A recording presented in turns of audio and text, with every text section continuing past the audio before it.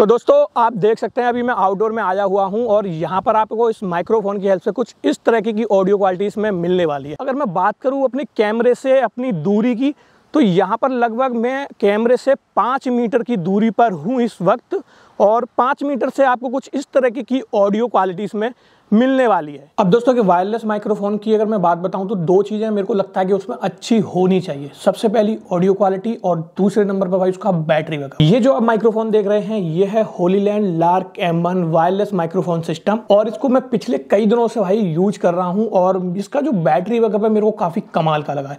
और दूसरे नंबर पर जो ऑडियो क्वालिटी है भाई वो भी मेरे को काफ़ी सुपर्ब लगी है। वैसे अगर मैं बता दूं तो इसी माइक्रोफोन की हेल्प से जो ये वीडियो है वो अभी फिलहाल शूट हो रही है, तो आपको जो ऑडियो क्वालिटी का अंदाजा है वो भी आपको इस वीडियो में लग जाएगा। तो चलिए सबसे पहले भाई बॉक्स के कंटेंट की तरफ देख लेते हैं कि हमें बॉक्स में क्या क्या मिलता है। तो भाई सबसे पहले अगर मैं बॉक्स के अंदर की बात बताऊं तो बॉक्स के अंदर हमें ये कैरी पाउच देखने को मिलता है। भाई काफी देख सकते हैं हार्ड केस है ये जो देख रहे हैं आप, और मेरे को भाई काफ़ी प्रीमियम सा ये लग रहा है। आप देख सकते हैं यहाँ पर आपको चैन देखने को मिलेगी और यहाँ पर आपको हैंग करने का भी सिस्टम देखने को मिलता है। काफ़ी अच्छी सी क्वालिटी देखने को मिलेगी आपको।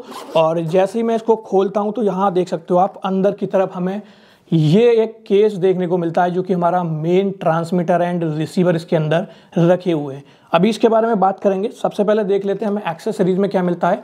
तो सबसे पहले हमें ये 2 विंड फॉर्म मिल जाती हैं। जैसे अगर आप आउटडोर वगैरह वीडियो शूट कर रहे हैं और वहाँ पर जो तेज तेज हवाएं चल रही हैं तो माइक्रोफोन के ऊपर आप इन विंड फॉर्म को लगा सकते हैं। इसके अलावा हमें एक type A to type C charging cable मिल जाती है इस चार्जिंग केस को चार्ज करने के लिए। और इसके अलावा अगर मैं बात करूँ तो यहाँ पर हमें 2 कनेक्शन केबल मिलती हैं। एक हमें मिलती है TRS to TRS, जो आप अगर DSLR से वीडियो शूट कर रहे हो तो अपने रिसीवर को DSLR से कनेक्ट करने के लिए आपको TRS केबल का इस्तेमाल करना होगा। और अगर आप स्मार्टफोन से वीडियो रिकॉर्ड कर रहे हैं तो यहाँ पर आपको एक केबल मिलती है TRS to TRRS। ये केबल आप अपने स्मार्टफोन से रिसीवर को कनेक्ट करने के लिए इस्तेमाल कर सकते हैं। इसके अलावा दोस्तों इसमें आपको कुछ पेपर वर्क देखने को मिल जाएगा। यहाँ पर सबसे पहले हमें मिलता है एक वारंटी कार्ड, दूसरे नंबर पर मिलता है हमें एक क्विक स्टार्ट गाइड, और एक मिलता है हमें यूजर मैनुअल। और ये पहला प्रोडक्ट है मेरे चैनल पर जहाँ पर मैंने यूजर मैनुअल पढ़ा था भाई इसको यूज करने के लिए। तो इतना कुछ हमें बॉक्स के अंदर देखने को मिलता है। तो भाई इसे रखते हैं अभी फिलहाल के लिए साइड में, और अब बात कर लेते हैं हम अपनी जो हमारा माइक्रोफोन है इसके बारे में। यहाँ आप देख सकते हैं भाई ये हमें एक केस देखने को मिलता है। भाई काफ़ी ज़्यादा कॉम्पैक्ट सा केस देखने को मिलेगा।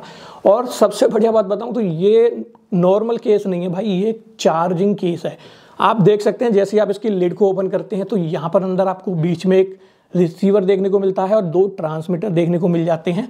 और ये जो चार्जिंग केस है आप अपने ट्रांसमीटर एंड रिसीवर इसके अंदर रख सकते हैं और वो ऑटोमेटिक भाई चार्ज होते रहते हैं।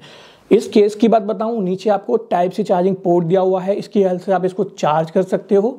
और जो बैटरी का लेवल है वो आप देख सकते हैं सामने की तरफ आपको 4 LED लाइट मिल जाती हैं जो कि इस केस की बैटरी की लेवल को आपको शो करती हैं। केस के अंदर की बात करूं तो यहाँ अंदर भी आपको 3 LED मिल जाती हैं। ये जो LED आप देख रहे हैं ये हमारी इंडिकेट करती हैं कि हमारा जो ट्रांसमीटर एंड रिसीवर रखे हुए हैं ये फिलहाल अभी चार्ज हो रहे हैं या फुल चार्ज हो गए।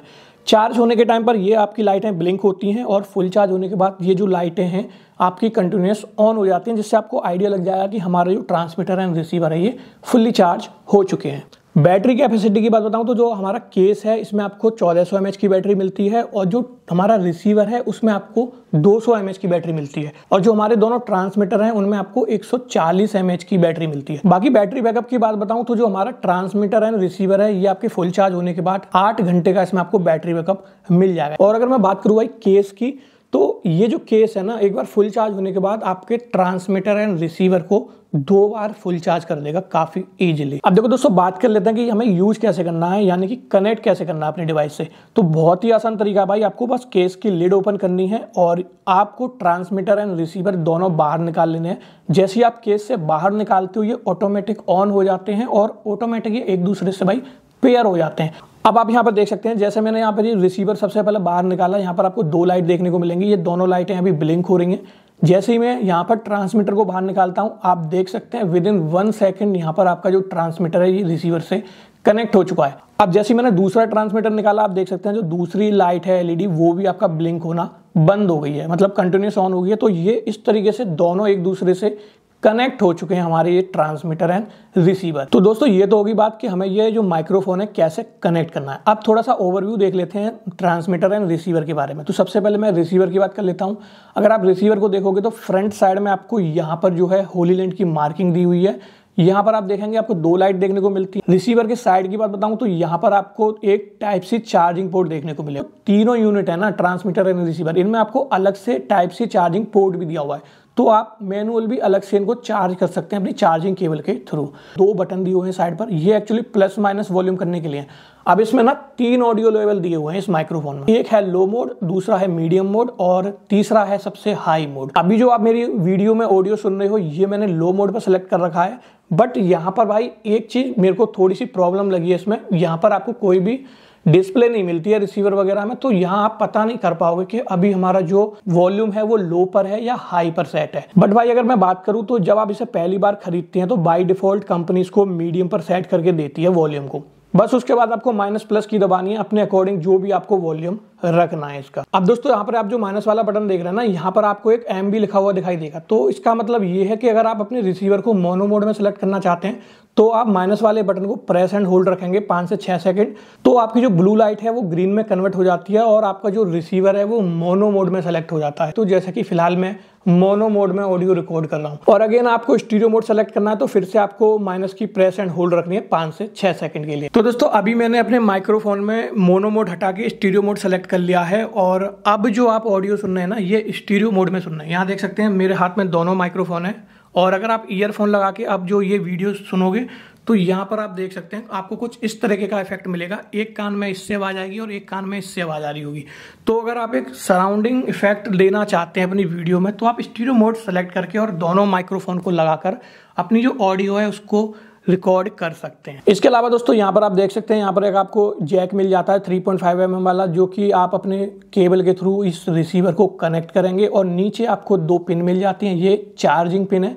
अगर आप चार्जिंग केस में इनको डालते हैं तो इसके थ्रू ये जो है आपके रिसीवर जो है चार्ज होता है। पीछे की तरफ बात करूँ तो यहाँ पर आपको क्लिप देखने को मिल जाती है जिसकी हेल्प से आप इस रिसीवर को अपने DSLR पर माउंट कर सकते हैं। इसके अलावा दोस्तों यहाँ पर देख सकते हैं आप एक पावर ऑन ऑफ का भी बटन दिया हुआ है आपको। तो यहाँ से क्या है आप इस रिसीवर को मैनुअल भी पावर ऑन ऑफ कर सकते हो। अब बात कर लेते हैं हम माइक्रोफोन के बारे में। तो देखो काफी कॉम्पैक्ट सा साइज है माइक्रोफोन का और फ्रंट साइड में होलीलैंड की ब्रांडिंग दी हुई है। एक लाइट देखने को मिल जाएगी।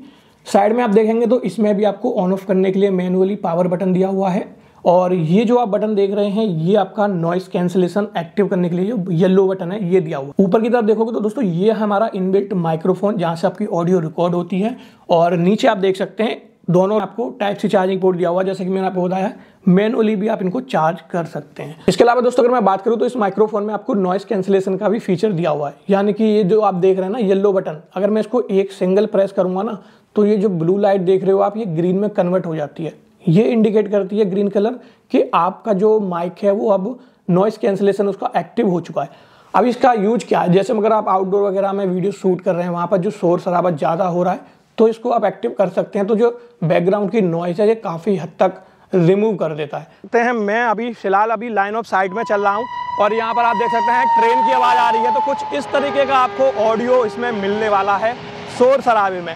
और अभी मैं इसका जो है नॉइस कैंसिलेशन एक्टिव कर देता हूं। तो अब मैंने इस माइक का नॉइस कैंसिलेशन एक्टिव कर दिया है और कुछ इस तरीके की आपको ऑडियो मिलने वाली है। नॉर्मल मोड में जो है इसकी जो ऑडियो क्वालिटी है वो ज़्यादा अच्छी आती है। जब भी आप इसका नॉइस कैंसिलेशन फीचर एक्टिव कर देते हैं तो ये जो आपकी ऑडियो को थोड़ा सा सप्रेस कर देता है। अब दोस्तों क्योंकि एक वायरलेस माइक्रोफोन है तो इसकी ना एक रेंज होती है कि कितनी रेंज तक आप अपनी ऑडियो को रिकॉर्ड कर सकते हो। तो दोस्तों अब इसका हम रेंज टेस्ट कर लेते हैं। कंपनी क्लेम करती है कि 200 मीटर की रेंज तक ये आपका जो है लाइन ऑफ साइट में काम करता है। और लाइन ऑफ साइट का मतलब ये है कि अगर आप लाइन में है, मतलब हमारा जो माइक्रोफोन है और जो रिसीवर अगर एक लाइन में है तो ये आपका 200 मीटर तक ऑडियो रिकॉर्ड करता है बिना किसी कट के। और यहाँ पर मैं अगर बताऊँ तो अभी फिलहाल मैं 5 मीटर की दूरी पर खड़ा हुआ हूँ और कंपनी क्लेम करती है 40 मीटर की दूरी तक आप फ्रीली मूवमेंट कर सकते हो। मतलब अगर ऐसे बैक साइड में ऐसे घूमोगे फिर भी आपकी जो वो ऑडियो है वो कट नहीं होती है। तो लगभग भाई मैं अभी आ चुका हूँ करीबन 10 मीटर से ज़्यादा की रेंज में और इस तरह की आपको ऑडियो मिलने वाली है 10 मीटर की रेंज में। और मैं थोड़ा सा बैक भी कर देता हूँ। अब आ जा रही है कि नहीं आ रही है आपकी? हेलो 1 2 3 4 5 6। तो अब मैं थोड़ा सा और जाता हूँ 1 2 3 4 5 6 8 9 10। और ये लगभग दोस्तों मैं आ चुका हूँ 25 मीटर की दूरी पर। तो 25 मीटर की दूरी पर अभी लाइन ऑफ साइट पर तो आपको ऑडियो मिल ही रही होगी। तो एक बार टेस्ट कर लेते हैं वो मिल रही है या नहीं मिल रही है। तो इस तरीके से आपको 25 मीटर की रेंज में ऑडियो क्वालिटी मिलने वाली है। दूरी पे आ गया हूँ, बहुत दूरी पे आ गया हूँ अपने कैमरे से। तो इतना जो रेंज है भाई मेरे हिसाब से सफिशिएंट है। मतलब आप अगर वीडियो शूट करोगे तो ये दूरी काफ़ी सफिशिएंट होती है।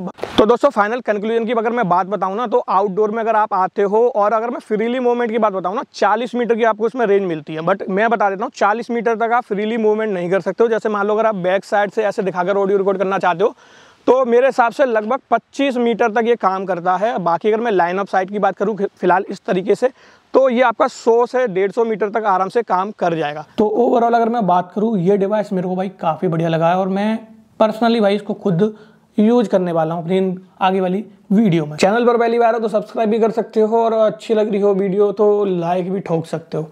मिलते हैं एक और अच्छी वीडियो के साथ, जब तक के लिए रखना ख्याल। जय हिंद।